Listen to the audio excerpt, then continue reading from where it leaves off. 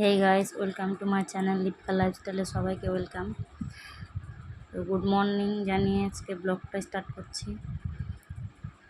তো সকালে উঠেই সব গুছানো শুরু করেছি, সব গুছিয়ে নিয়ে বাকি কাজগুলো করতে হবে, তাই সব গুছাতে শুরু করেছি।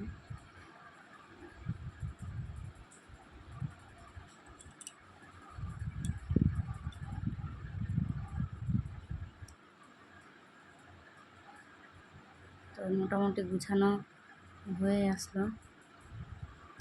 তো এখন বিছানাটা ঝেড়ে নেব। তো বাবুকে একটু হাত দিয়ে সরালাম, লেগে যাবে বলছি যে লেগে যাবে, সরো। আর এদিকে কাজ করে নিয়ে এবার মুখ ধুয়ে চা করতে হবে। তো এদিকে দেখো চা করে নিয়েছি, আর এদিকে মেয়ে খাচ্ছে, আর আমার জন্য রেখেছি, খাবো তাই।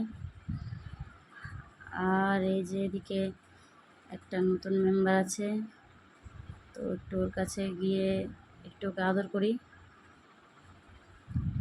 ওর কাছে যাচ্ছি।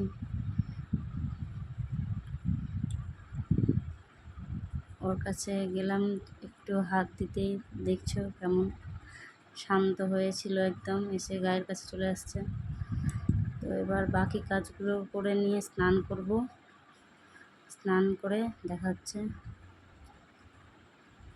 তো এই তো স্নান করে চলে এসেছি, এবার রান্না বসাবো। তো এদিকে দেখো রান্না বসিয়ে দিয়েছি মোটামুটি। তো এই যে সোয়াবিন তরকারি রান্না করবো, তার জন্য আলু পেঁয়াজ কেটে রেখেছি, এদিকে মশলাপাতি সব রেডি করে রেখেছি, এদিকে ডাল ভিজিয়ে রেখেছি, ডালের বড়া করবো, সোয়াবিনের তরকারি, ডাল। তো এই যে কড়াই তেল দিয়ে দিয়েছি, আর সোয়াবিনটা একটু ভেজে নেব, লাল করে ভেজে নেব।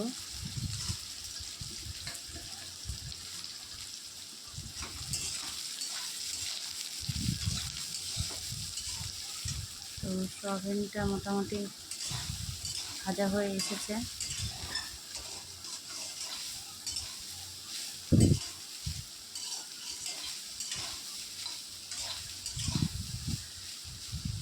মোটামুটি হয়ে গেল ভাজা। তো এবার সোয়াবিন ভাজা হয়ে গেছে, এবার তেল দিয়ে দিয়েছি কড়াইয়ে, আলুটা দিয়ে দেবো।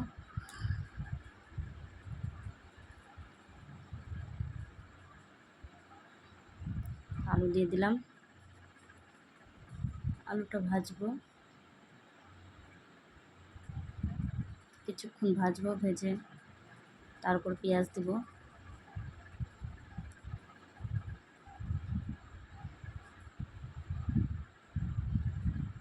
মোটামুটি হয়েছে, পেঁয়াজটা দিয়ে দিলাম। এবার পেঁয়াজ দিয়ে লাল করে ভেজে নেব।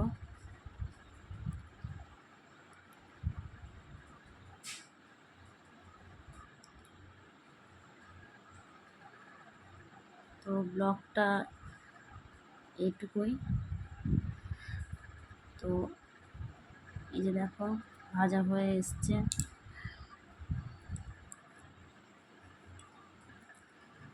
সয়াবিনটা দিয়ে মশলা দিয়ে কষিয়ে নেব। তো ব্লগটা এখানে শেষ করছি, দেখা হচ্ছে নেক্সট ব্লগে।